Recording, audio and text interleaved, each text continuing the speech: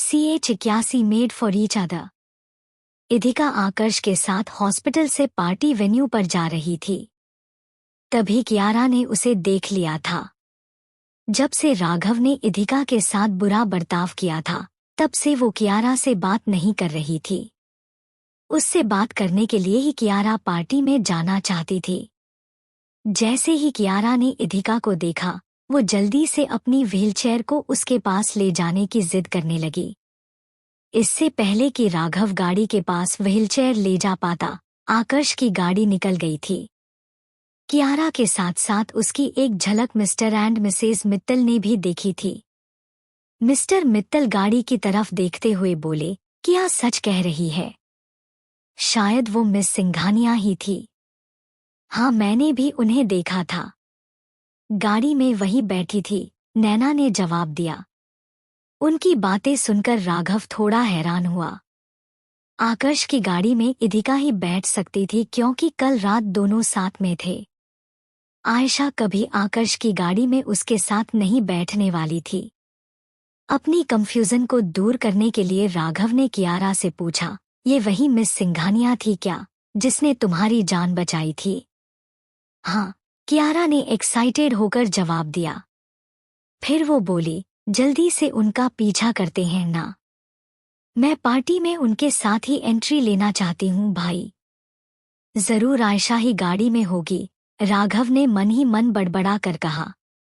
वो सब गाड़ी में बैठ गए थे और आकर्ष की गाड़ी का पीछा करने लगे थे। कुछ ही देर में आकर्ष की गाड़ी उनकी आंखों से ओझल हो चुकी थी। कियारा ने अपना गुस्सा जताते हुए ड्राइवर से कहा, तुम कितना धीरे ड्राइव कर रहे हो, जल्दी चलो। वो गाड़ी हमसे आगे निकल गई है। मुझे मिस सिंघानिया से पार्टी में एंट्री लेने से पहले मिलना है। उसके कहते ही ड्राइवर ने गाड़ी की स्पीड बढ़ा दी थी। कुछ ही देर में उन्हें आकर्ष की गाड़ी मिल गई थी, पर अफसोस से आकर्ष की गाड़ी वहां पहले से पार्क थी। इसका मतलब साफ था कि आकर्ष और इधिका गाड़ी से पहले ही निकल चुके थे। उन्हें वहां न देखकर कियारा का चेहरा उतर गया। राघव ने कियारा का कंधा सहलाकर कहा, कोई बात नहीं। वो इसी पार्टी में आई है तो तुम उनसे अंदर मिल लेना। हाँ, और कोई ऑप्शन भी नहीं है, कियारा ने जवाब दिया। वो होटल राजवंश एम्पायर का हिस्सा था। इस वजह से आकर्ष की गाड़ी बिना किसी सिक्योरिटी चेक के आगे गई थी। वही राघव की गाड़ी का सिक्योरिटी चेक होने लगा था। गाड़ी से बाहर निकलकर इधिका और आकर्ष अंदर की तरफ जा रहे थे। इधिका ने महसूस किया कि वो दोनों प्राइवेट लिफ्ट में थे और आकर्ष उसे पार्टी में ले जाने के बजाय स्वीट के अंदर लेकर जा रहा था। इधिका ऊपर पहुंचकर रास्ते में ही रुक गई। आकर्ष ने उसकी तरफ मुड़कर देखकर कहा, क्या हुआ? आप रुक क्यों गई?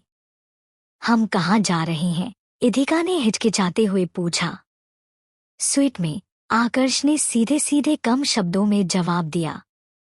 अचानक इधिका के दिल की धड़कनें तेज हो गई थी। उसने धीमी आवाज में कहा, और वो क्यों? उनके साथ में हमेशा की तरह पृथ्वी भी था।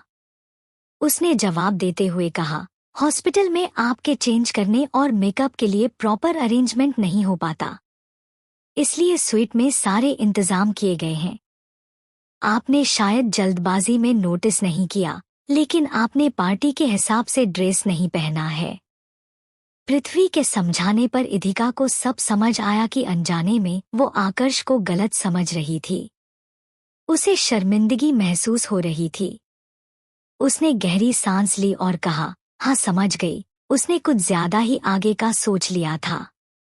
आकर्ष को महसूस हुआ कि इधिका क्या सोच रही है। उसे एहसास होते ही उसके चेहरे पर हल्की ना दिखने वाली स्माइल आ गई। वही इधिका के गाल भी लाल होने लगे थे। वो लोग वापस आगे की तरफ बढ़ने लगे। इधिका ने अपने मन में कहा, ये मैं क्या सोच रही हूँ? हम दोनों का तो डिवोर्स होने वाला है। और फिर मैंने ना जाने क्यों इतना आगे का सोचा। पता नहीं मिस्टर राजवंश मेरे बारे में क्या सोच रहे होंगे। ओह, मैं भी ना कई बार कुछ ज्यादा ही सोचने लगती हूँ। पृथ्वी ने इधिका के चेहरे की तरफ देखा और उसे परेशान करने के लिए कहा, वैसे मिस सिंघानिया, आपको क्या लगा था कि सर आपको स्वीट में क्यों लेकर जा रहे हैं? इधिका ने अपनी नजरें नीचे कर ली थी। उसके गाल और भी ज्यादा लाल होने लगे थे। अपनी शर्मिंदगी छुपाने के लिए एक पल के लिए इधिका ने अपनी आंखें कसकर बंद कर ली। आकर्ष ने उसे अनकंफर्टेबल होते हुए देखा तो उसने बातचीत का टॉपिक बदलते हुए कहा, मेकअप आर्टिस्ट आ गई है ना? तुमने डिजाइनर को बोल दिया ना कि हमें किस टाइप के कपड़े चाहिए? हाँ, वो पहले से ही तैयार है। कपड़ों के मामले में हमें मिस सिंघानिया की स्पेसिफिक चॉइस का पता नहीं था, इसलिए मैंने डिजाइनर को उनके बेस्ट कलेक्शन लाने को कहा है। वो उनमें से सेलेक्ट कर लेगी, पृथ्वी ने जवाब दिया। इधिका ने राहत की सांस ली, क्योंकि आकर्ष ने बातचीत का रुख बदल दिया था। कुछ ही देर में वो प्रेसिडेंशियल स्वीट में पहुंच चुके थे। हमेशा की तरह पृथ्वी कमरे के बाहर रुका था, जबकि आकर्ष और इधिका अंदर गए थे। अंदर जाते ही आकर्ष काउच पर जाकर बैठ गया। हालांकि वो अपने मोबाइल में लगा था, लेकिन उसका ध्यान इधिका पर ही था, क्योंकि उसके पास ही एक स्टैंड पर काफी सारी ड्रेस लगी हुई थी। मेकअप आर्टिस्ट ने इधिका से कहा, मैम आप इसमें से एक ड्रेस सेलेक्ट कर लीजिए, ताकि उस हिसाब से मैं बाकी का मेकअप और ज्वेलरी डिसाइड कर सकूं। इधिका ने कपड़ों की तरफ देखा तो वहां एक से बढ़कर एक महंगी डिजाइनर ड्रेस रखी हुई थी। जब बचपन में वो सिंघानिया फैमिली के साथ रहती थी, तब उसे किसी भी पार्टी में नहीं जाने दिया जाता था। घर छोड़ने के बाद वो काम करने और पैसे कमाने में लग गई, तो इस तरह की पार्टी वगैरह में नहीं गई। इधिका को इस बात का कोई एक्सपीरियंस नहीं था कि पार्टी के हिसाब से किस तरह के कपड़े पहने जाएं। अभी भी उसने अपनी तरफ से पार्टी के हिसाब से एक वाइट कलर का नॉर्मल सा घुटनों तक का स्लीवलेस फ्रॉक पहना हुआ था। इधिका ने गहरी सांस ली और मेकअप आर्टिस्ट से कहा, क्या आप मुझे कुछ सजेशन दे सकती हैं? मेकअप आर्टिस्ट ने सभी ड्रेसेस को देखा और फिर एक ड्रेस निकालते हुए इधिका से कहा, ये ड्रेस आप पर परफेक्टली सूट करेगा। आपका फिगर अच्छा है तो इस ड्रेस में काफी अच्छे से उभर कर भी आएगा। आप इसमें काफी अट्रैक्टिव लगेंगी। एक बार ट्राई करके देखिए। ठीक है, फिर मैं यही पहन लेती हूँ, इधिका सादगी से जवाब दिया। इधिका ने मेकअप आर्टिस्ट के हाथ से ड्रेस ली और उसे लेकर स्वीट के बेडरूम में चली गई। वो लोग लिविंग रूम में बैठे हुए थे। कुछ देर बाद में इधिका ड्रेस पहनकर वापस आई। दरवाजा खोलने की आवाज के साथ ही आकर्ष की नजर उसकी तरफ चली गई।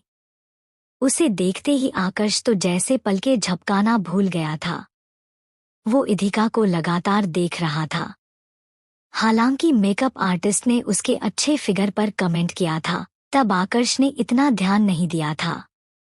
वैसे भी इधिका ज्यादातर ढीले ढाले कपड़े पहनती थी। हमेशा से अलग आज उसने मेकअप आर्टिस्ट का सिलेक्ट की हुआ ब्लैक कलर का गाउन पहना हुआ था।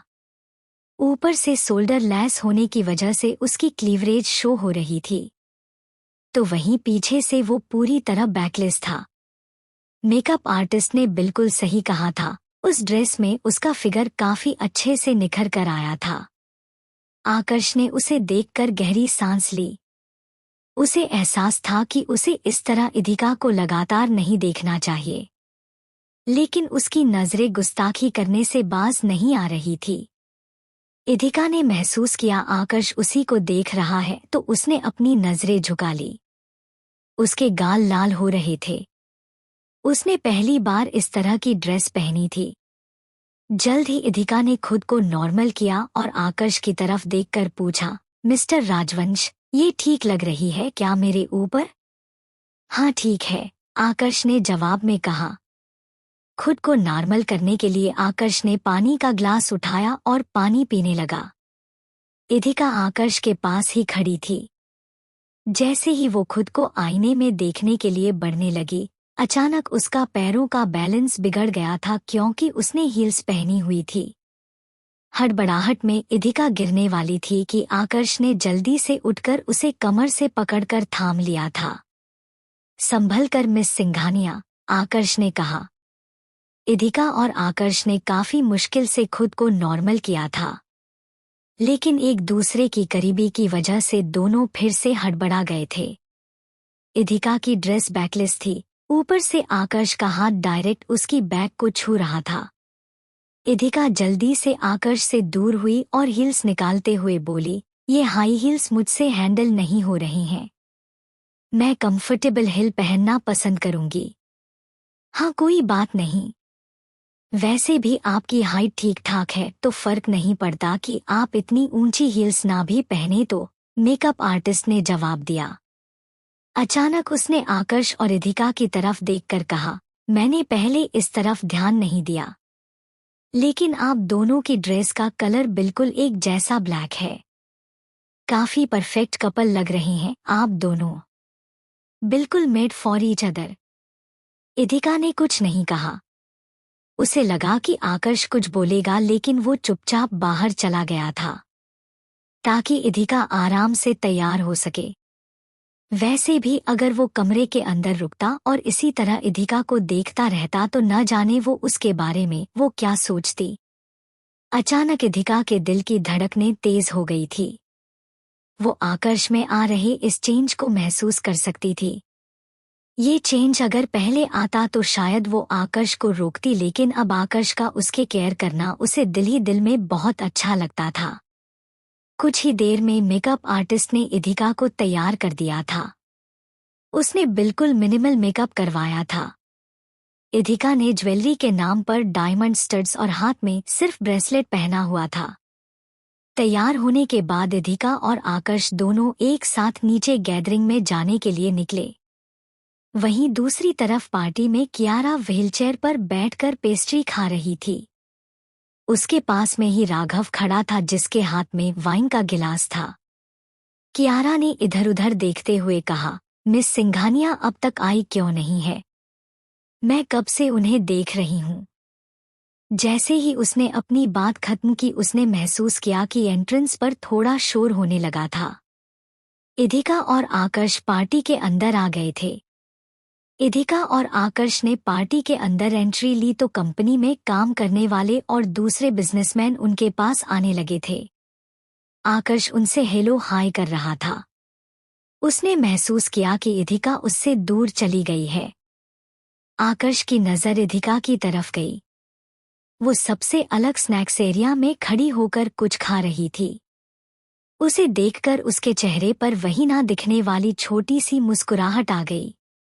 इधिका ने ये सब लाइमलाइट में ना आने के लिए किया था, तो वहीं आकर्ष की नजरें उसके ऊपर से हट ही नहीं रही थी।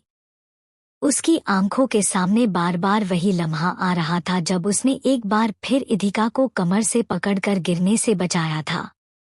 आकर्ष का ध्यान इधिका की तरफ था। तभी किसी ने तेज आवाज में कहा, मिस्टर राजवंश, आप इस पार्टी में मिसेज राजवंश को क्यों नहीं लेकर आए? आखिर हम सब उनकी एक झलक देखना तो डिजर्व करते ही है। हमें भी तो पता चले कि वो कौन लकी लड़की है जिसकी शादी आपके साथ हुई है। आकर्ष को अपनी पत्नी के बारे में बात करना पसंद नहीं था। ये जानते हुए किसी दूसरे आदमी ने उसे इशारे से चुप कराया। जिसने ये सवाल पूछा था वो अभी अभी वहां सेटल हुआ था। हमेशा आकर्ष को उसकी पत्नी के बारे में पूछे जाने पर वो रुखे तरीके से जवाब देता था, लेकिन आज उसने सामान्य तरीके से जवाब देते हुए कहा, जरूर, जल्द ही वो लम्हा आपके सामने आएगा। सब लोग हैरान रह गए। आकर्ष ने पहली बार अपनी पत्नी के बारे में बात की थी और उन सब से मिलवाने के लिए भी कहा था। वही कियारा इधर-उधर देख रही थी। उसे लगा कि इधिका आकर्ष के साथ पार्टी में आई होगी। उसे आकर्ष तो दिखाई दे गया था, लेकिन इधिका कहीं नहीं दिखी थी। कियारा की नजरें इधर-उधर देखते हुए इधिका को ढूंढ रही थी। तभी राघव उसके पास आकर बोला, मेरे पास तुम्हारे लिए एक गुड न्यूज़ है। क्या?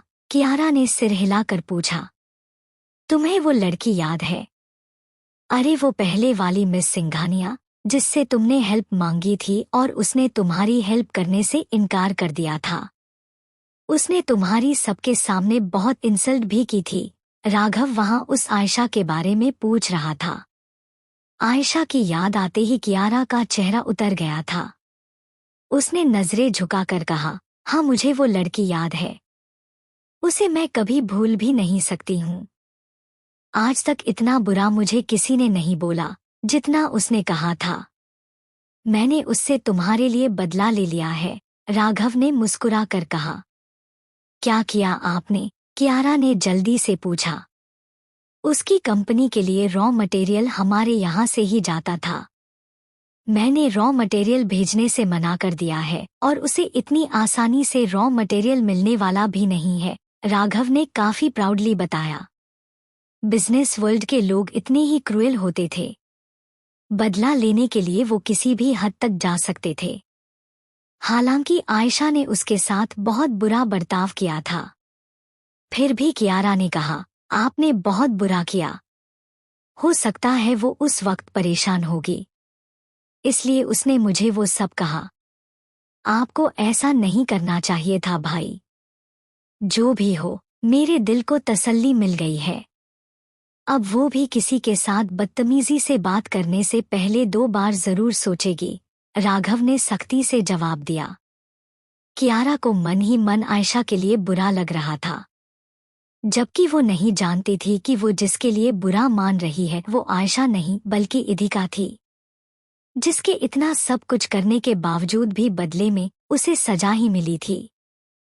CH82 आकर्ष को है एक सही लम्हे का इंतजार। राजवंश एम्पायर और मित्तल एम्पायर की तरफ से थ्रो की गई पार्टी काफी जोरों शोरों पर थी। पार्टी के अंदर राघव ने कियारा को बताया कि उसने उसकी इंसल्ट करने वाली लड़की को सजा दे चुका है। वह उसकी कंपनी को रॉ मटेरियल नहीं बेचेगा, जिससे उसे नुकसान होगा। हालांकि यह सब जानकर कियारा को अच्छा नहीं लग रहा था और वह राघव को यही कह रही थी कि हो सकता है उसने किसी परेशानी में वो सब कहा होगा। पर राघव उसकी कहाँ सुनने वाला था। राघव और कियारा की बात सुनकर नक्श वहां पर आया। उसने बॉटल ग्रीन कलर का सूट पहना हुआ था, जिसमें वह काफी अच्छा दिख रहा था। नक्श ने उनकी बातें सुन ली थी। वह उनके पास जाकर एग्रेसिव होकर बोला, I am extremely sorry mister Mittal, लेकिन मैंने आपकी बातें सुन ली है और सच कहूं तो उन्हें सुनने के बाद मैं अपनी बात रखे बिना खुद को रोक नहीं सका। नक्श कुछ पल रुका और फिर कियारा की तरफ देखकर बोला, कोई इंसान कितनी भी परेशानी में क्यों ना हो, लेकिन उसे किसी को भी इतने कड़वे शब्द नहीं कहने चाहिए। चलो मान लिया वो परेशान थी और तुम्हारी मदद करने की हालत में नहीं थी, फिर भी तुम्हें प्यार से मना कर सकती थी। उसे ये सब कहकर तुम्हारा दिल दुखाने की कोई जरूरत नहीं थी। ये तो कहने की बिल्कुल जरूरत नहीं थी कि तुम्हें जीने का हक नहीं है। उसके इतना सब कुछ करने के बाद मिस्टर मित्तल ने उसे सबक सिखाने के लिए जो भी किया है वो मुझे कम ही लग रहा है। नक्श अपनी तरफ से हर एक चीज को बढ़ा चढ़ा कर कह रहा था।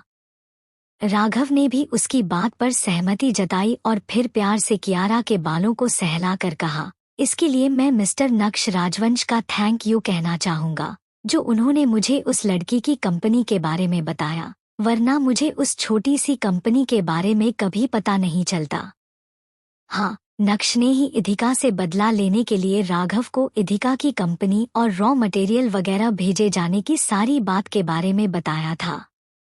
नक्श ने हल्का मुस्कुरा कर कहा, ये कोई बड़ी बात नहीं है और वैसे भी उसे सबक सिखाना ही था।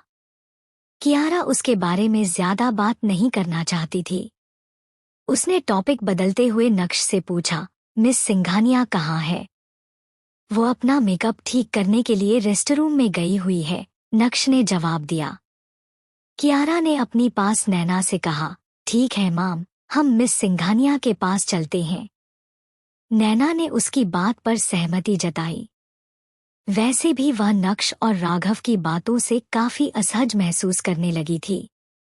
उसने कियारा की व्हीलचेयर को धक्का दिया और रेस्टरूम की तरफ गई। जैसे ही वो रेस्टरूम के पास पहुंचे, रेस्टोरेंट के बाहर आयशा निकली अपना टच अप करने के बाद। आयशा का ध्यान कियारा की तरफ नहीं था, लेकिन कियारा ने उसे देख लिया था। उसे देखते ही कियारा ने गुस्से में अपनी मुट्ठियां बांध ली थी। कियारा की इस हरकत पर नैना ने ध्यान दिया। उसने पूछा, क्या हुआ? कियारा ने उनकी बात का कोई जवाब नहीं दिया।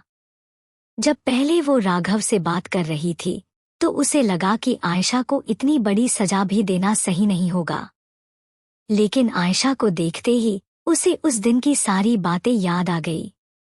अब कियारा को आयशा पर बिल्कुल भी दया नहीं आ रही थी और उसे यही लग रहा था कि उसके भाई ने जो भी किया वो सही किया। कियारा ने अपना फोन निकाला और तुरंत राघव को मैसेज करते हुए लिखा, वो वाली मिस सिंघानिया भी इसी पार्टी में है क्या? आप उसे यहाँ से निकाल नहीं सकते? मैं उसे देखना भी नहीं चाहती हूँ। राघव ने कियारा का मैसेज पढ़ा। तब तक आयशा वहां पर आ चुकी थी। आते ही उसने प्यार से नक्श के हाथ में हाथ डाल दिया था। वह राघव से बात करने ही वाली थी कि तभी उसने देखा कि राघव के चेहरे पर गुस्से के भाव थे। राघव ने आयशा की तरफ देखकर पूछा, क्या आपकी बहन भी इस पार्टी में आई है? इधिका का जिक्र होते ही नक्श और आयशा के चेहरे के भाव भी बिगड़ गए थे। उन्हें इस बारे में कुछ पता नहीं था। उन तीनों ने पार्टी हॉल में इधिका को देखने की कोशिश की, लेकिन हॉल काफी बड़ा था और लोग भी काफी ज्यादा थे। इस वजह से वो इधिका को देख नहीं पाए। इधर-उधर देखते हुए आयशा ने राघव से पूछा, क्या बात है? कुछ हुआ है क्या? राघव ने गुस्से में नक्श को घूरते हुए कहा, मैंने सुना है कि वो लड़की भी इस पार्टी में आई है। इसका क्या मतलब है मिस्टर राजवंश? उस लड़की का हमारे साथ कोई रिश्ता नहीं है और ना ही आपके साथ। वो फिर इस पार्टी में कर क्या रही है? मैं अभी देखता हूँ, नक्श ने जल्दी से जवाब दिया। ये सोचकर कि राघव नाराज हो गया तो उसका ही नुकसान है। नक्श वहां से चला गया और इधिका को ढूंढने लगा। इधिका एक कोने में बैठकर आराम से स्नैक्स के मजे ले रही थी। हालांकि उसके आसपास के आदमियों का ध्यान उसी के ऊपर था। वह उसकी खूबसूरती में खोए हुए थे, लेकिन उनमें से किसी की भी हिम्मत नहीं पड़ रही थी कि वो जाकर इधिका से बात कर सके। इधिका वहां अकेली बैठी हुई थी। तभी रोहन उसके पास आया और उसे देखकर एक्साइटेड होकर बोला, तुम यहाँ क्या कर रही हो? तुम्हें तो पार्टी में जाना पसंद नहीं है ना? वैसे यहाँ तुम किसके साथ आई हो? उसके आखिरी सवाल पर इधिका ने उसकी तरफ मुस्कुरा कर देखा और कहा, क्यों मैं अकेली नहीं आ सकती क्या? अकेला होना भी अपने आप में एक अच्छी फीलिंग होती है। राघव ने बिना कुछ कहे कंधे उचका दिए। वो दोनों बातें कर रहे थे, तभी उनकी नजर नक्श पर पड़ी, जिन्हें कुछ छोटी बिजनेसमैन का ग्रुप घेर कर खड़ा हुआ था। उनकी बातें उन दोनों के कानों में पड़ रही थी, तो इधिका और रोहन अपनी बातें छोड़कर उनकी तरफ देखने लगे। नक्श को यह माहौल पसंद आ रहा था। उसे सब सेलिब्रिटी की तरह ट्रीट कर रहे थे। उनमें से एक बिजनेसमैन बोला, मिस्टर नक्श राजवंश, सुना है कि आपका भी प्रमोशन होने वाला है और इस प्रोजेक्ट में आप एक इम्पॉर्टेंट रोल प्ले करने वाले हैं। उम्मीद है कि हमें फ्यूचर में आपका गाइडेंस और साथ मिलेगा। दूसरा बिजनेसमैन बोला, जरूर ये सब आप ही का प्लान होगा। मैंने सुना है कि आप काफी इंटेलिजेंट है। नक्श ने मुस्कुराते हुए कहा, हाँ वैसे काफी कुछ मेरा काम है, लेकिन आप जानते हैं कि मेन प्लानिंग आकर्ष चाचू ही करते हैं। पावर ऑफ अटॉर्नी तो उन्हीं के पास है। हाँ वो तो सही है। मिस्टर आकर्ष राजवंश काफी यंग और टैलेंटेड है, लेकिन उनका बिहेवियर अच्छा नहीं है। उनके मुकाबले आप काफी विनम्र हैं। वहां खड़े दूसरे बिजनेसमैन ने मुंह बनाकर कहा। सब नक्श की तारीफ करते हुए उसे फ्यूचर में मिलने वाले प्रमोशन के लिए बधाइयां देने लगे। उनकी बातें सुनकर रोहन के चेहरे पर सार्कास्टिक स्माइल थी। वो बोला, मुझे समझ नहीं आ रहा कि इसे राघव मित्तल का साथ मिल कैसे रहा है। इस बार किसको ये सीरी की तरह इस्तेमाल कर रहा है। फिर अचानक वो उदास होकर बोला, इसका मित्तल फैमिली से कोई रिलेशन नहीं है, फिर भी ये इतना एटीट्यूड दिखा रहा है। जबकि दूसरी तरफ आकर्ष है, उसके मित्तल फैमिली से रिलेशन होने के बावजूद न तो वो उसे यूज करता है और ना ही उनसे ठीक से बात करता है। काश उनकी जगह मेरी मित्तल फैमिली से जान पहचान होती तो मैं उनसे ठीक से बात करता ताकि किसी तरह की गलतफहमी ना होती। उसकी बात सुनकर इधिका ने इधर उधर देखा। उसकी नजर सामने खड़े गौतम मित्तल और राघव पर गई। उन्हें देखते हुए इधिका ने कहा, चलो आज मैं तुम्हारी मुलाकात मित्तल फैमिली से करवाती हूँ। इधिका इस पार्टी में इसी मकसद से आई थी कि वो आकर्ष और मित्तल फैमिली के बीच सुलह करवा दे, लेकिन अब उसका ऐसा कोई इरादा नहीं था। इधिका ने अपने मन में कहा, तुम बाहर से कितना भी रूड और सख्त बन जाओ, लेकिन अंदर से तुम काफी नरम दिल इंसान हो। तुम्हारे साथ टाइम बिताने के बाद इतना तो समझ आ गया है कि तुम बुरे नहीं हो आकर्ष।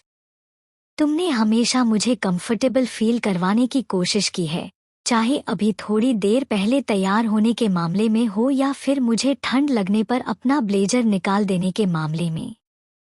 तुम्हारे बर्ताव से ये भी साफ है कि तुम मित्तल फैमिली से सुलह नहीं करना चाहते हो। आकर्ष के बर्ताव से इधिका इतना तो समझ गई थी कि उसे मित्तल फैमिली से फिर से रिश्ते बनाने में कोई शौक नहीं है। अगर ऐसा होता तो और भी कई मौके आए थे जिससे वो अच्छे से बात करके अपने रिलेशन स्ट्रांग कर सकता था। देखा जाए तो उसे प्रॉब्लम मित्तल फैमिली से नहीं, अपनी मॉम से थी, जिसके साथ वो कोई कांटेक्ट नहीं रखना चाहता था। वहीं दूसरी तरफ रोहन मित्तल फैमिली से मिलने के लिए एक्साइटेड हो रहा था। इधिका ने मन ही मन बड़बड़ा कर कहा, जब तुम्हें सुलह ही नहीं करनी तो मुझे पार्टी में धोखे से क्यों लेकर आए हो, समझ नहीं आ रहा। खैर तुम कुछ नहीं करना चाहते तो मैं भी इस मामले में दखल नहीं दूंगी। ऐसा करती हूँ, रोहन को मित्तल फैमिली से मिलवा देता हूँ ताकि वो दोनों कंपनीज के बीच की रिलेशन कुछ सही कर सके। इधिका अपने ख्यालों में खोई हुई थी। तभी रोहन ने जल्दी से पूछा, क्या सोचने लगी तुम? तुमने मुझे अभी बताया कि तुम मुझे मित्तल फैमिली से मिलवा सकती हो। क्या तुम उन्हें जानती हो? हाँ, मैंने उनके ऊपर एक छोटा सा फेवर किया था। खैर इस बात से क्या फर्क पड़ता है, फिलहाल तो मुझे मित्तल फैमिली से मिलकर उनसे बात करनी है, इधिका ने जवाब दिया। इधिका ने इधर उधर देखा तो उसकी नजर कियारा और राघव पर पड़ी, जो दूसरी तरफ एक साथ थे। वहां पर गौतम और नैना भी थे। फिर उसने पूरी मित्तल फैमिली को एक साथ देखा तो उसने उनसे मिलने का सोचा। इधिका मित्तल फैमिली से मिलने के लिए जा ही रही थी कि तभी डांस फ्लोर की लाइट डीम हो गई और वहां म्यूजिक बजने लगा। इधिका साइड में हट गई और डांस फ्लोर को भी खाली कर दिया गया था ताकि जो लोग डांस करना चाहते हैं वो आराम से कर सके। लोग वहां अपने डांस पार्टनर्स ढूंढने लगे और जो लोग अपने पार्टनर्स के साथ आए थे वो उनके साथ डांस फ्लोर पर पहुंचे। इधिका वहां खड़ी थी, तभी एक आदमी उसके पास आकर बोला, मिस, क्या आप मेरे साथ डांस करना पसंद करेंगी? उससे ही थोड़ी दूर आकर्ष बैठा हुआ था। वो कुछ बिजनेस पर्सनैलिटीज के साथ बात कर रहा था। म्यूजिक बजते ही उनमें से एक ने कहा, मिस्टर राजवंश, आप डांस करना नहीं चाहेंगे? नहीं, मुझे ये सब पसंद नहीं है, आकर्ष ने गहरी सांस लेकर कहा। सीधे सीधे कहिए ना मिस्टर राजवंश कि मिसेज राजवंश यहाँ नहीं आई है तो आप किसी और के साथ डांस नहीं करना चाहते हैं। मानना पड़ेगा, आपकी लॉयल्टी उनके लिए बहुत ज्यादा है, उनमें से एक हंसते हुए बोला। उसके मुंह से मिसेज राजवंश का जिक्र सुनकर आकर्ष के दिमाग में इधिका का ख्याल आया। उसने तुरंत इधर उधर देखा। उसकी नजर इधिका पर पड़ी तो उसके चेहरे के भाव सख्त होने लगे थे। आकर्ष ने देखा कि इधिका के आसपास 3-4 लड़के उसे घेर कर खड़े थे और उसे डांस करने के लिए मना रहे थे। उनमें से कुछ तो राजवंश एम्पायर के लिए ही काम करते थे। आकर्ष ने उन सब को वहीं पर छोड़ा और अपने कदम इधिका की तरफ बढ़ा लिए थे। जैसे ही आकर्ष उनके पास में गया, उसके कानों में इधिका की आवाज पड़ी। इधिका ने जवाब में कहा, आई एम रियली सॉरी, पर मुझे डांस करना अच्छा नहीं लगता है। उनमें से एक दो वहां से चले गए थे, लेकिन कुछ एक अभी भी वहीं पर थे। उनमें से एक लड़के ने कहा, अरे आप डांस फ्लोर पर मेरे साथ चलिए तो सही, मैं आपको सिखा दूंगा। नो थैंक्स, इधिका ने सिर हिलाकर कहा। कम ऑन, आजकल सब चलता है, और एक डांस ही तो है। तुम इतना भाव क्यों खा रही हो? डांस फ्लोर पर आने के बाद सब अपने आप समझ में आ जाता है। तुम एक बार चलो तो सही। उनमें से एक आदमी कुछ ज्यादा ही जिद कर रहा था। उन सबको टालने के लिए इधिका ने कहा, ओह, मैं बताना भूल गई कि मेरे पास तो पहले से ही डांस पार्टनर मौजूद है। कौन है वह? उस आदमी ने भौहें उठाकर पूछा। उसके पूछते ही पीछे से एक आवाज आई, मैं हूं इसका डांस पार्टनर। यह आवाज आकर्ष की थी। उसे जवाब देने के बाद वो इधिका की तरफ आ रहा था। आकर्ष को देखते ही उस आदमी ने तुरंत अपनी नजरें झुकाकर कहा, मिस्टर राजवंश, तो आप है इसके डांस पार्टनर। आकर्ष ने उनकी बातों की तरफ ध्यान नहीं दिया। उसने इधिका की आंखों में देखकर कहा, सॉरी, मैंने तुम्हें वेट करवाया। इधिका ने मुस्कुराकर उसे बिल्कुल धीरे से थैंक यू कहा। आकर्ष ने उसे उन सब से बचा लिया था। आकर्ष इधिका का हाथ थामकर उसे डांस फ्लोर पर लेकर जा रहा था। जैसे ही वो डांस फ्लोर पर पहुंचे, अचानक वहां हूटिंग की आवाज सुनाई देने लगी। उन्होंने मुड़कर देखा तो नक्श आयशा का हाथ पकड़कर उसे डांस फ्लोर पर ला रहा था। आयशा ने नक्श की ड्रेस से मैच करते हुए बॉटल ग्रीन कलर का गाउन पहना हुआ था। डांस फ्लोर पर आते ही नक्श ने डांस करने के बजाय माइक हाथ में लिया और फिर उसमें तेज आवाज में कहा, मिस आयशा सिंघानिया, आज मैं इतने लोगों के सामने कुछ कन्फेस करना चाहता हूँ। नक्श क्या कहने जा रहा था वो आयशा अच्छे से जानती थी। उसके चेहरे पर हल्की सी मुस्कुराहट आ गई और सब लोगों का ध्यान उन पर चला गया। आकर्ष इधिका के साथ खड़ा हो गया और म्यूजिक को धीमा कर दिया गया था। नक्श ने आगे कहा, सच कहूं तो यूनिवर्सिटी में पढ़ते टाइम मैंने कभी तुम्हें ध्यान से देखा तक नहीं था। मेरा ध्यान किसी और तरफ था। लेकिन जैसे जैसे अब तुम्हारे साथ टाइम बिताया, मुझे तुम और अच्छी लगती जा रही हो। थैंक यू सो मच मेरी लाइफ में आने के लिए। आज तुम्हारी वजह से मेरी और मिस्टर मित्तल की दोस्ती हुई। मुझे पता है तुम मुझे कामयाबी की नई ऊंचाइयों पर लेकर जाओगी। नक्श अपनी तरफ से प्रपोज कर रहा था, लेकिन वहीं आसपास के लोगों को अब समझ आ गया था कि नक्श राघव मित्तल के इतने करीब इस वजह से जा पाया है क्योंकि बीच में आयशा थी। वो उसके दम पर इतनी प्रोग्रेस हासिल कर रहा था। वहीं नक्श की बात सुनकर आकर्ष ने अपने मन में कहा, देखते हैं कब तक तुम मिस सिंघानिया के दम पर आगे बढ़ते हो नक्श। बस आज की रात का जश्न मना लो, फिर देखते हैं कौन आगे बढ़ता है और कौन पीछे रहता है। आकर्ष वहां इसी इरादे से आया था कि राघव के सामने इधिका और आयशा के बीच जो कंफ्यूजन है वो दूर हो जाए। बस उसे इंतजार था तो एक सही लम्हे का। CH83 will you marry me? नक्श आयशा के साथ डांस फ्लोर पर आया था और उसे सबके सामने प्रपोज करने जा रहा था। बातों ही बातों में उसने यह भी कहा कि उसी की वजह से राघव और उसके बीच में दोस्ती हुई और वह इतनी प्रोग्रेस कर रहा है। लोगों को अब नक्श के प्रमोशन का कारण समझ आ गया था और वह आपस में बातें करने लगे थे।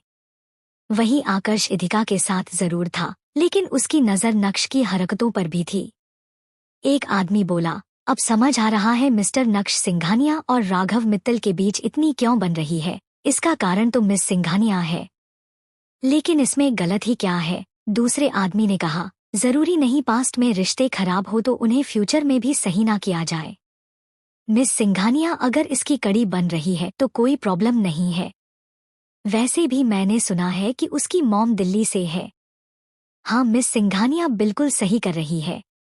अगर मित्तल फैमिली से रिश्ते जुड़ गए हैं तो क्या पता फिर से चौहान फैमिली के साथ भी उनके रिश्ते बन जाए।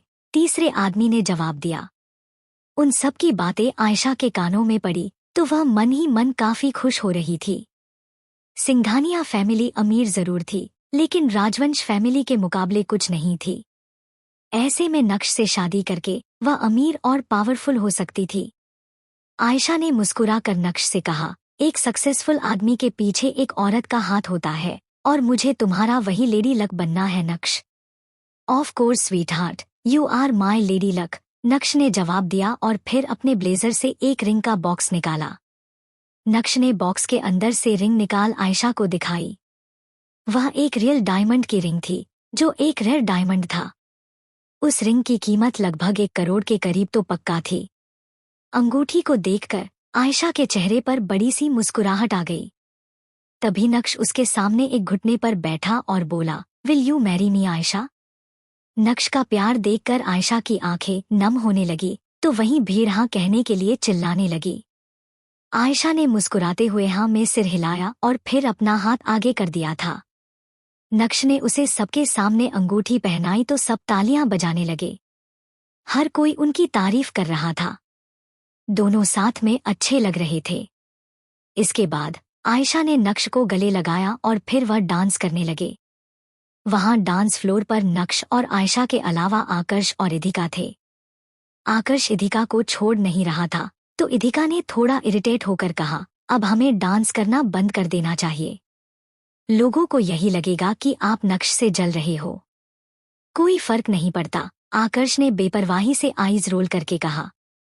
रोहन भी वहीं पर खड़ा हुआ था। उसे अब पता चल गया था कि आयशा की वजह से नक्श इतना आगे बढ़ रहा है। उसने उन दोनों से इरिटेट होकर कहा, यह लड़का सच में मौके का फायदा उठाने में माहिर है। पार्टी डील मिलने की खुशी में हो रही थी और उसने अपनी गर्लफ्रेंड को प्रपोज कर दिया। लोगों को यही लग रहा होगा कि यह डील आयशा सिंघानिया की वजह से हुई है, जबकि असली मेहनत आकर्ष की थी।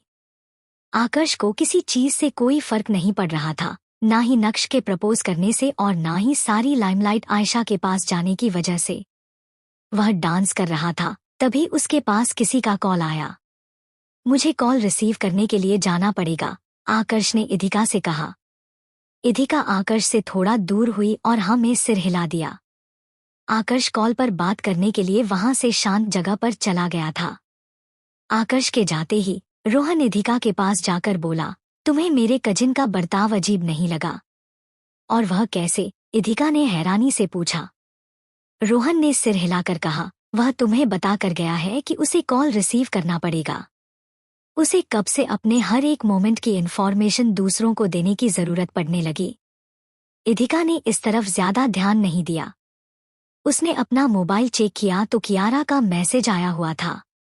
कियारा ने लिखा था, मिस सिंघानिया, मैं तुम्हें ढूंढने के लिए बाथरूम में गई थी, लेकिन तुम वहां नहीं थी।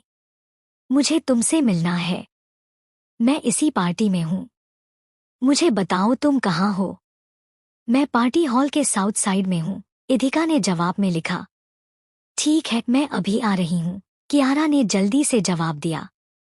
कियारा ने अपना फोन वापस बंद किया तो उसने देखा नक्श और आयशा डांस खत्म करने के बाद डांस फ्लोर से नीचे आ रहे थे। सब उन्हें बधाइयां दे रहे थे, कोई नक्श के प्रमोशन के लिए तो कोई उनकी अभी अभी हुई एंगेजमेंट के लिए। इधिका ने उन्हें देखकर गहरी सांस ली। इतने में उसके पास से ओजस चलकर आया, जो नक्श का चमचा था। इधिका उसे इग्नोर करना चाहती थी, फिर भी ओजस उसके पास में आकर बोला, मैं जानता हूँ तुम ही डॉक्टर मर्चेंट हो, लेकिन तुम बस एक रिसर्चर हो। नक्श राजवंश की मंगेतर मित्तल फैमिली को जानती है और उन्हीं की वजह से यह डील हो रही है। पता है इस पार्टी में किसकी पोजीशन कितनी हाई है, यह उस पर डिपेंड करता है कि वह इस पार्टी में कितने लोगों को जानता है। मुझे नहीं लगता कि तुम यहाँ पर किसी को जानती होगी। इधिका को समझ नहीं आया कि वह ओजस को क्या जवाब दे, इसलिए उसने उसे पूरी तरह इग्नोर कर दिया। वह दूसरी तरफ जाने लगी, तभी उसकी नजर सामने की तरफ पड़ी। इधिका ने देखा नैना कियारा को लेकर आ रही थी, लेकिन तभी गौतम मित्तल और राघव ने उन्हें रोक लिया था। उनके बीच बहस जैसा कुछ हो रहा था, जिसमें कियारा थोड़ी इमोशनल नजर आ रही थी। इधिका उनसे बात करने के लिए बढ़ ही रही थी कि तभी आयशा उसके पास जाकर उसका रास्ता काटते हुए बोली, मिस्टर राघव मित्तल से मिलने जा रही हो तुम? आयशा ने दूर से इधिका को देख लिया था कि वह राघव मित्तल की तरफ बढ़ रही थी। अगर इधिका राघव से बात करती तो आयशा का सच सामने आ जाता और वह ऐसा कभी नहीं चाहती थी। आयशा वहां इसी प्लानिंग के साथ आई थी कि आज वह किसी भी कीमत पर राघव और इधिका को बात नहीं करने देगी। वैसे भी कल राघव यहाँ से जा रहा था, तो मामला फिर कभी उसके सामने नहीं आता। थोड़ी देर पहले ही नक्श और आयशा ने प्लानिंग करके उसे पार्टी से निकलवाने तक का कह दिया था। बस तब तक आयशा को यह ध्यान रखना था कि किसी भी तरह से इधिका और राघव की बात ना हो। मेरे रास्ते से साइड हटो। आयशा की इस हरकत पर इधिका हल्के गुस्से में बोली। आयशा के पीछे पीछे नक्श भी आ गया था। उसने पहली बार इधिका को इस तरह तैयार हुए देखा था।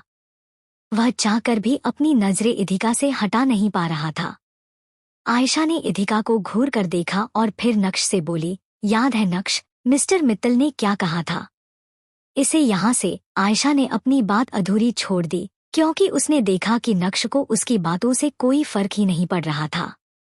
वह तो बस एकटक इधिका को घूरे जा रहा था। वह बस इधिका की खूबसूरती देखकर मदहोश सा हो गया। आयशा ने गुस्से में अपनी मुट्ठियां भींची और इधिका से कहा, तुम यहाँ पार्टी में क्या कर रही हो? मुझे नहीं लगता कि मिस्टर मित्तल तुम्हें यहाँ देखना चाहते होंगे। और मुझे एक बात समझ में नहीं आई कि तुम कब से मिस्टर मित्तल के लिए डिसीजन लेने लग गई। आखिर हो कौन तुम? इधिका ने सख्ती से जवाब दिया।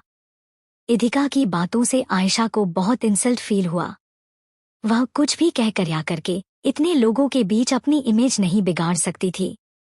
वैसे भी मालविका ने उसे यही समझाया था कि वह अपनी मासूम इमेज को बरकरार रखें। उन दोनों की बहस सुनकर नक्श का ध्यान टूट गया।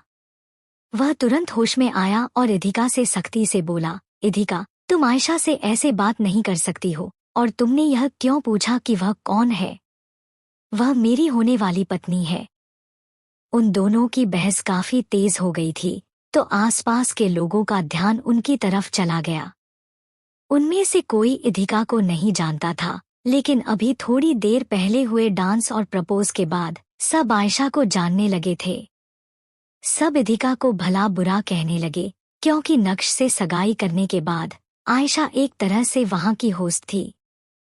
उनमें से एक आदमी ने इधिका को पहचानते हुए कहा, मैंने थोड़ी देर पहले इसे मिस्टर राजवंश के साथ देखा था। क्या यह मिस्टर राजवंश के साथ आई है? यह उनके साथ खड़ी तो हो सकती है, लेकिन मिसेज राजवंश तो नहीं है ना? यह जो भी है, इसकी हैसियत कभी भी आयशा सिंघानिया जितनी ऊंची नहीं हो सकती, उसके पास खड़ी औरत ने जवाब दिया। इधिका को उनकी बातें सुनकर गुस्सा आ रहा था, पर हमेशा की तरह उसे लोगों के सवालों के जवाब देने में कोई दिलचस्पी नहीं थी। वह वहां से जाने लगी, तभी आयशा ने उसका हाथ पकड़ लिया और बोली, इधिका, यहाँ सेलिब्रेशन हो रहा है। तुम्हारे और मिस्टर राघव मित्तल के बीच के रिलेशन अच्छे नहीं हैं। मैं नहीं चाहती कि उनका मूड खराब हो। उनसे बात करके उन्हें परेशान मत करो। कहीं ऐसा ना हो कि तुम्हारी वजह से यह डील खराब हो जाए। इधिका ने गुस्से में आयशा का हाथ झटका और तेज आवाज में कहा, अपने काम से मतलब रखो तो ज्यादा सही रहेगा। हालांकि इधिका ने आयशा का हाथ ज्यादा जोर से नहीं झटका था, फिर भी आयशा कुछ कदम लड़खड़ा कर पीछे की तरफ झुक गई, मानो इधिका ने उसे कितनी जोर से धक्का दिया हो। आयशा को इस तरह लड़खड़ाते देखकर नक्श ने उसे तुरंत पकड़ लिया। वह गुस्से में इधिका पर चिल्लाकर बोला, तुम्हारी हिम्मत कैसे हुई आयशा को धक्का देने की? अभी यह गिर जाती तो? अभी के अभी तुम इससे माफी मांगोगी। आयशा की इंसल्ट को नक्श खुद पर ले रहा था, क्योंकि उसने थोड़ी देर पहले ही सबके सामने उसे प्रपोज किया था। मैं उसे सॉरी नहीं बोलूंगी, क्योंकि मैंने उसे कोई नुकसान नहीं पहुंचाया है, इधिका ने सख्ती से जवाब दिया। नक्श यहीं पर नहीं रुकने वाला था। वह बोला, मैंने खुद देखा है कि तुमने इसे धक्का दिया है। तुम मेरी दादी और चाचू की फेवरेट हो, इसका मतलब यह नहीं है कि तुम जो चाहे वह कर सकती हो। यहाँ तुम्हारी मनमानी नहीं चलने वाली है। चुपचाप इधिका से माफी मांगो और निकलो यहाँ से। जानती हो ना मिस्टर मित्तल तुमसे नफरत करते हैं। नक्श की बात सुनकर ओजस ने आग में घी डालते हुए पूछा, मिस्टर राजवंश, मिस्टर मित्तल इधिका सिंघानिया को पसंद नहीं करते हैं, लेकिन ऐसा क्यों है? इधिका भी इस बात को जानना चाहती थी कि आखिर राघव को उससे प्रॉब्लम क्या है, इसलिए उसने बीच में दखल नहीं दिया। नक्श उसकी बात का जवाब देते हुए बोला, हाँ, क्योंकि कुछ दिनों पहले हॉस्पिटल में आयशा ने उसकी बात पूरी होने से पहले ही नक्श का हाथ पकड़ लिया था। सबकी तरह नक्श भी गलतफहमी में था। आयशा ने नम आंखों से नक्श से कहा, जानती हूँ कि गुस्से में इधिका से गलती हो गई है, पर वह जैसी भी है मेरी बहन है। प्लीज सबके सामने इस तरह बात कर उसकी इंसल्ट मत करो। इसमें सिर्फ इधिका नहीं, वह भी जुड़ी हुई है, उसकी भी इंसल्ट होगी। आयशा ने जानबूझकर कियारा का नाम नहीं लिया, लेकिन नक्श समझ गया था कियारा के लिए वह शांत हो गया था। आयशा नहीं चाहती थी बात बढ़े, क्योंकि बात बढ़ती तो जरूर वहां मिस्टर मित्तल आ जाते। आयशा ने इमोशनल कार्ड खेलते हुए कहा, इसने जानबूझकर ऐसा नहीं किया होगा। हाँ, इसने मुझे जोर से धक्का दिया था, पर गलती से हुआ होगा। मुझे इससे कोई सॉरी नहीं चाहिए। तुम प्लीज बोलो कि यह पार्टी से चली जाए। आयशा, तुम इतनी अच्छी कैसे हो सकती हो? नक्श ने सिर हिलाकर कहा। नक्श ने इधिका की तरफ देखा और फिर सख्ती से बोला, आयशा इस बात को आगे नहीं बढ़ाना चाहती है। शुक्र मनाओ, वरना मैं तुम्हें जाने नहीं देता। अब चुपचाप यहाँ से चली जाओ, वरना मुझे सिक्योरिटी बुलानी पड़ेगी। इधिका, प्लीज चली जाओ। मिस्टर मित्तल ने कहा था कि वह तुम्हें इस पार्टी में देखना नहीं चाहते हैं। इस डील के लिए यहाँ से चली जाओ। आयशा ने इधिका की तरफ देखकर रिक्वेस्टिंग वे में बोलने का दिखावा किया। वहां खड़े लोग आपस में बातें बनाते हुए इधिका को दोष देने लगे। वह उसे वहां से निकल जाने के लिए कह रहे थे। उनके हिसाब से इधिका को वहां किसी ने इनवाइट नहीं किया था। वह एक एम्प्लॉय होने की वजह से उस पार्टी को अटेंड कर रही थी। रोहन कुछ देर के लिए दूसरी तरफ गया था। जब उसने लोगों की बातें सुनी तो वह भीड़ में आकर तेज आवाज में बोला, इधिका, मिस सिंघानिया को यहाँ पर मिस्टर राजवंश ने बुलाया है। यह उनकी गेस्ट है। अब मैं देखता हूँ कि इसे यहाँ से निकालने की हिम्मत कौन करता है। आकर्ष का नाम लेते ही अचानक भीड़ चुप हो गई, लेकिन तभी नक्श आगे आकर बोला, मैं रखता हूँ इसे यहाँ से निकलने की हिम्मत। सिर्फ हिम्मत ही नहीं रखता, इसे यहाँ से निकाल कर रहूंगा, चाहे इसके लिए चाचू मुझसे नाराज ही क्यों ना हो जाए। इसकी वजह से मैं राजवंश एम्पायर और मित्तल एम्पायर के बीच होने वाली डील को अफेक्ट नहीं होने दूंगा। हर कोई फिर से नक्श की तारीफ करने लगा। वह कंपनी के फायदे की सोच रहा था। यह देखकर सपना ने नक्श को एक समझदार इंसान बताया। वह इधिका की बुराई कर रहे थे। उन सब के हिसाब से कंपनी का फायदा ज्यादा जरूरी था, ना कि एक गेस्ट। वहीं दूसरी तरफ कियारा परेशान थी, क्योंकि राघव ने उसे मिस सिंघानिया से मिलने के लिए मना कर दिया था। उसके मना करने के बावजूद वह नैना को लेकर साउथ साइड में आ गई थी। लेकिन साउथ साइड में भीड़ को इकट्ठा देखकर कियारा वहीं पर रुक गई थी। अचानक उसने नैना से पूछा, वह लोग वहां पर इकट्ठा हैं? क्या वह पार्टी का साउथ साइड है, मॉम? हाँ बेटा, नैना ने जवाब दिया। मिस सिंघानिया ने मुझे बताया था कि वह साउथ साइड में है। यहाँ पर इतने लोग इकट्ठा क्यों हो रहे हैं? कहीं मिस सिंघानिया के साथ कुछ गलत तो नहीं हो रहा ना? मुझे वहां जाना होगा मॉम, कियारा ने जिद करते हुए कहा। हालांकि राघव ने कियारा को उस तरफ जाने से मना किया था, लेकिन कियारा ने उसकी तरफ प्लीडिंग आइज से देखा तो राघव ने हाँ में सिर हिलाकर कहा, अच्छा ठीक है, चलते हैं। राघव के हाँ करते ही वह सभी उस दिशा में जाने लगे जहां नक्श ने आयशा के साथ मिलकर इधिका का तमाशा लगा रखा था। CA84 आयशा का धोखा आया सामने। पार्टी के अंदर इधिका जब राघव से मिलने के लिए जा रही थी तो उसे रोकने के लिए आयशा ने उसका हाथ पकड़ लिया था। आयशा का हाथ इधिका ने झटका तो नक्श और आयशा ने बड़ा सा सीन क्रिएट कर दिया था। वे दोनों सबके सामने इधिका की इंसल्ट कर रहे थे और उसे वहां से जाने के लिए कह रहे थे। कियारा अपनी फैमिली के साथ खड़ी हुई थी। जब उसने वहां कई लोगों को खड़े होते हुए देखा तो वहां जाने की जिद की। उसकी जिद करने पर राघव कियारा की व्हीलचेयर को घसीटते हुए उसे उस तरफ लेकर गया। उसने कियारा को भीड़ से थोड़ा दूर रखा। वहां से वो थोड़ा बहुत देख सकती थी, उनकी बातों को भी हल्का फुल्का सुन सकती थी। राघव कियारा के पास खड़ा हुआ था। लोग ग्रुप बनाकर खड़े थे, इस वजह से वो ठीक से कुछ देख नहीं पा रहा था, लेकिन आसपास की बातों से वो समझ गया था कि वहां क्या चल रहा होगा। राघव ने कियारा से कहा, लगता है मिस सिंघानिया अपनी उस बदतमीज बहन को यहाँ से भगा रही है। हमें यही रुकना चाहिए। उसकी बातों से कियारा समझ गई थी कि राघव किसी औरत की बात कर रहा है। कियारा ने राघव से कहा, भाई वो लड़की बहुत एग्रेसिव है। मुझे मिस सिंघानिया के लिए डर लग रहा है, कहीं वो उन्हें चोट ना पहुंचा दे। मैं यहाँ पर रुकती हूँ, प्लीज आप अंदर जाकर मामले को संभालिए। ठीक है, राघव ने हाँ में सिर हिलाकर कहा और फिर अपने मॉम डैड से बोला, क्या कितनी भी जिद करें लेकिन आप उसे अकेला मत छोड़िएगा। मैं बस आता हूँ। कियारा को अपने मॉम डैड के पास छोड़कर राघव भीड़ में नक्श और आयशा के पास चला गया। जैसे ही राघव भीड़ के अंदर घुसने लगा, सब साइड में हो गए और उसे वेलकम करने लगे। राघव को देखते ही नक्श बोला, आप चिंता मत कीजिए मिस्टर मित्तल, मैं अभी इस लड़की को यहाँ से बाहर निकलवा दूंगा। बोलते हुए उसने ओजस की तरफ देखकर उससे कहा, सिक्योरिटी को लेकर आओ।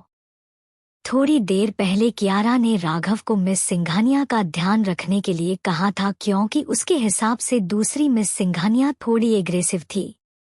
तभी राघव की नजर आयशा के कलाई पर पड़ी, जिसको उसने पकड़ रखा था। राघव ने आयशा के हाथ को देखते हुए पूछा, मिस सिंघानिया आप ठीक है ना? लगता है आपको चोट लगी है। राघव ये बस कियारा के लिए कर रहा था, लेकिन जब आयशा ने महसूस किया कि वो उसकी परवाह कर रहा है, तो आयशा ने मासूम सा चेहरा बनाकर कहा, ज्यादा नहीं लगी है। इधिका ने ये जानबूझकर नहीं किया। राघव का चेहरा सर्द हो गया था। उसने गुस्से से इधिका की तरफ देखा। उसने किसी को नुकसान पहुंचाने की कोशिश की, ये देखकर उसकी गुस्से में मुट्ठियां कस गई थी। राघव इधिका के पास गया और तेज आवाज में बोला, तुम मेरी कंपनी से रॉ मटेरियल खरीदना चाहती थी ना? मैं तुम्हें बेच दूंगा। उसके लिए तुम्हें अपनी गलती के लिए मिस सिंघानिया के पैरों में गिरकर माफी मांगनी होगी। जब तक ये तुम्हें माफ नहीं करेगी, तुम ऐसे ही उनके पैरों में सर झुकाकर नीचे गिरी हुई रहोगी। राघव को आयशा पसंद नहीं थी, लेकिन वो वहां पर इधिका को ये बोलकर भी सजा नहीं दे सकता था कि उसने उसकी बहन के साथ बदतमीजी की थी। आयशा का सहारा लेकर राघव इधिका को सजा दे रहा था। इधिका राघव की तरफ घूर कर देखने लगी। अब वो अपनी लिमिट क्रॉस कर रहा था। रोहन वहीं पर खड़ा हुआ था। उससे भी बर्दाश्त नहीं हुआ, तो वो बोला, मैं नहीं जानता कि आपके बीच क्या दुश्मनी है, लेकिन ये अब बहुत ज्यादा हो रहा है। नक्श को भी वो सब कुछ ज्यादा लगा, इसलिए उसने राघव से कहा, मिस्टर मित्तल, आयशा ने इधिका को माफ कर दिया है। इनके बीच जो भी हो, लेकिन आखिरकार दोनों बहनें हैं। सबके समझाने के बाद भी राघव पीछे हटने वाला नहीं था। उसने भौं उठाकर कहा, मैं अलग उसूलों वाला आदमी हूँ और ना ही मेरा दिल सिंघानिया जितना बड़ा नहीं है। उसके बाद उसने इधिका की तरफ देखा और आगे कहा, ये तुम पर डिपेंड करता है कि तुम मेरी बात मानती हो या नहीं। पर एक बात याद रखना, अगर तुमने मेरी शर्त नहीं मानी तो मैं तुम्हारी छोटी सी कंपनी को बर्बाद कर दूंगा। पूरे देश में तुम्हें कोई रॉ मटेरियल नहीं बेचेगा। सब जानते थे कि राघव मित्तल के लिए ये मामूली सी बात थी। इधिका की कंपनी अभी ठीक से एस्टेब्लिश भी नहीं हुई थी। वो चाहता तो उसे आराम से बर्बाद कर सकता था। वही इधिका को समझ नहीं आ रहा था कि आखिरकार राघव को हो क्या गया है। पहली बार जब वे मिले थे तो उसका बिहेवियर काफी सॉफ्ट था और अब वो उसके साथ इतना बुरा बर्ताव कर रहा था। इधिका ने गहरी सांस ली और अपने मन में कहा, न जाने इसे ये गलतफहमी क्यों है कि मुझे रॉ मटेरियल सिर्फ इसी देश में मिल सकता है। इधिका जवाब में कुछ कहने वाली ही थी कि तभी पीछे से आकर्ष की सख्त आवाज आई, और मिस्टर मित्तल को ये क्यों लगता है कि मेरे होते हुए वो ऐसा कर सकते हैं। आकर्ष किसी से कॉल पर बात कर रहा था। जब वो वापस आया तो उसने इस भीड़ को जमा देखा। इस वक्त गुस्से से उसका चेहरा भी लाल हो रहा था। आकर्ष भीड़ में आगे जाकर राघव और इधिका के बीच में खड़ा हो गया। राघव ने आकर्ष से कहा, मिस्टर राजवंश, बेहतर होगा कि आप हमारे मामले में इंटरफेयर ना करें। उसके समझाने के बाद भी आकर्ष ने भौहें उठाकर कहा, और अगर मैं फिर भी इंटरफेयर करूं तो। वो काफी चैलेंजिंग वॉइस में बात कर रहा था। राघव ने सब कुछ अपने ईगो पर ले लिया था। उसने कहा, तो फिर मुझे राजवंश एम्पायर और मित्तल एम्पायर के बीच में होने वाली डील के बारे में एक बार फिर से सोचना पड़ेगा। जैसे ही राघव ने कहा, वहां सब लोग हैरानी से एक दूसरे की तरफ देखने लगे। एक छोटी सी बहस आज एक बड़ी अरबों की डील कैंसिल करने तक आ गई थी। नक्श ने जल्दी से रिएक्ट करते हुए कहा, चाचू, आप इस लड़की के चक्कर में कंपनी को बीच में नहीं ला सकते हैं। ओजस ने नक्श का सपोर्ट करते हुए कहा, मिस्टर नक्श, राजवंश सही कह रहे हैं। उन्होंने और उनकी मंगेतर ने मित्तल फैमिली के साथ रिलेशन सही करने में काफी मेहनत की है। आप अगर रिलेशन अच्छा नहीं करना चाहते हैं तो कम से कम इसे और तो मत बिगाड़िए। वहां भीड़ में मौजूद लोग नक्श की बात से सहमत थे। वो धीरे धीरे आपस में बातें कर रहे थे, लेकिन किसी की इतनी हिम्मत नहीं थी कि वो तेज आवाज में आकर्ष के सामने कुछ कह सके। राघव ने गहरी सांस ली और फिर आकर्ष को नरमी से समझाते हुए कहा, इस लड़की ने भीड़ में सबके सामने मेरी बहन की इंसल्ट की है। उसे ऐसी ऐसी बातें कही हैं कि वो अपने जीने की इच्छा तक खो चुकी थी। मुझे कुछ भी करके इसे सबक सिखाना है। क्या अब भी आप बीच में पड़ना चाहेंगे, मिस्टर राजवंश? अगर ऐसा हुआ तो फ्यूचर में कभी भी हमारे रिलेशन सही नहीं होंगे। राघव कभी आकर्ष से लड़ना नहीं चाहता था। जब आयशा ने नक्श को प्रोजेक्ट में इन्वॉल्व करने की शर्त रखी थी, तब भी उसने आकर्ष से ज्यादा बहस नहीं की थी। लेकिन आज वो पीछे नहीं हटने वाला था, क्योंकि बात उसकी बहन की थी। राजवंश एम्पायर का बुजुर्ग कर्मचारी आकर्ष के पास आकर उसे समझाते हुए बोला, मिस्टर राजवंश, अगर मिस सिंघानिया ने इनकी बहन को चोट पहुंचाई है तो मामला इन्हीं पर छोड़ देते हैं। हमें बीच में कंपनी को नहीं लाना चाहिए। मिस्टर नक्श, राजवंश सही कह रहे हैं। पृथ्वी आकर्ष के पास आया और दबी आवाज में बोला, आपको ज्यादा बहस नहीं करनी चाहिए। सब नक्श का फेवर कर रहे हैं। अगर आप ऐसा करते हैं तो जो लोग आपसे पहले ही नाराज हैं, उन्हें आपके खिलाफ प्लानिंग करने का मौका मिल जाएगा। प्लीज मामले को और मत बढ़ाइए सर। इधिका आकर्ष के पीछे खड़ी थी। उसे समझ नहीं आ रहा था कि आखिर वहां चल क्या रहा है। उसने तो ऐसा कुछ किया ही नहीं था। आखिरकार उसने अपनी चुप्पी तोड़ने के लिए इधिका आगे आई और राघव से बोली, मिस्टर मित्तल, मुझे समझ नहीं आ रहा कि मैंने कियारा को कैसे चोट पहुंचाई है या मेरी बातों ने उसे कैसे हर्ट किया है। कियारा यहीं पर है, आप उससे पूछ सकते हैं। मामला सामने आएगा तो आई थिंक मिसअंडरस्टैंडिंग जल्द ही दूर होगी। इससे पहले कि कियारा को वहां बुलाया जाता, आयशा जल्दी से बोली, ये तुम कैसी बातें कर रही हो इधिका? तुम्हें पता है कियारा की अभी सर्जरी हुई है। वो इस माहौल में आएगी तो और परेशान हो जाएगी। प्लीज तुम उसे यहाँ बुलाने के लिए मत कहो। आकर्ष ने आयशा की तरफ सर्द निगाहों से देखा और सख्ती से बोला, मुझे लगता है कि आपको मिस मित्तल को यहाँ बुला लेना चाहिए ताकि इस मुद्दे को सही तरीके से निपटाया जा सके। वो कंफर्टेबल नहीं है, राघव ने गुस्से में जवाब दिया। राघव जानता था कि कियारा उस औरत का सामना नहीं करना चाहती जिसने उसे भला बुरा कहा है, इसलिए उसने मना किया था। लेकिन तभी गौतम मित्तल ने सुझाव देते हुए कहा, राघव तुम्हें कियारा को बुला लेना चाहिए ताकि बात सबके समझ में आ जाए। इन सबको यही लगता है कि हम उनके लिए प्रॉब्लम क्रिएट कर रहे हैं।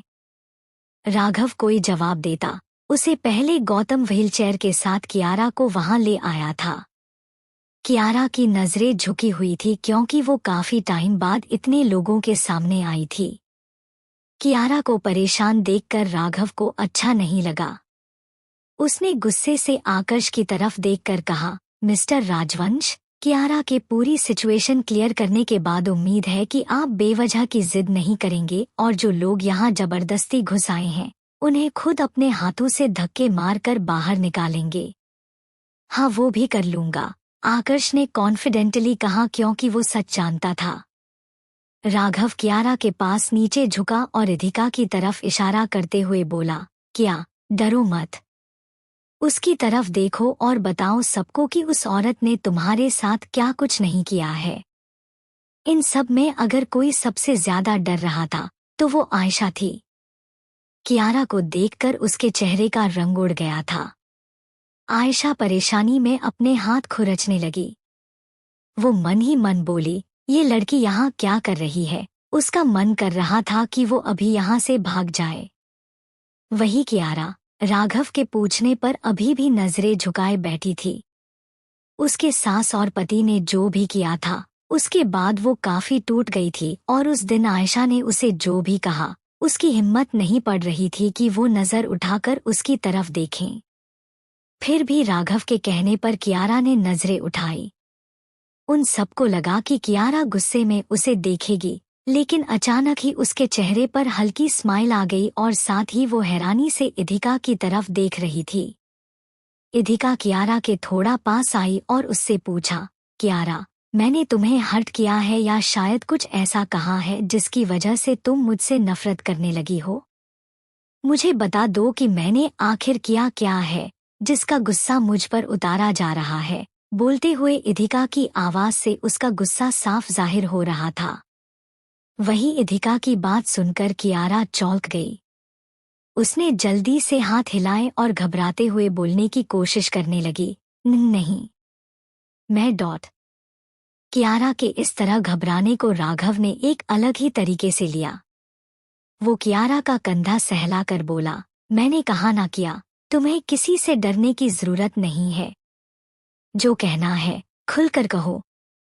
जैसे ही राघव की बात खत्म हुई, गौतम मित्तल गुस्से में उस पर चिल्लाकर बोले, राघव, क्या तुमने गलत मिस सिंघानिया की तरफ इशारा किया है?